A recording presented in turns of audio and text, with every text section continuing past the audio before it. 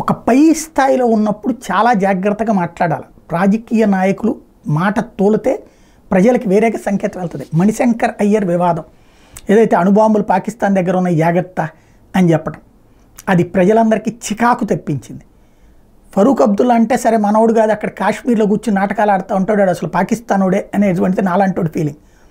అది పక్కన పెడితే ఇప్పుడు తాజాగా మరొక అంశం సంచలనాత్మకమైంది. ఏంటయ్యా అంటే నానా పటోలే కాంగ్రెస్ పార్టీకి సంబంధించిన లీడరు, కాంగ్రెస్ పార్టీ అధికారంలోకి వస్తే అయోధ్య రామాలయాన్ని శుద్ధి చేస్తాడట. అది అపవిత్రం అయిపోయిందంట, శుద్ధి చేస్తాడట.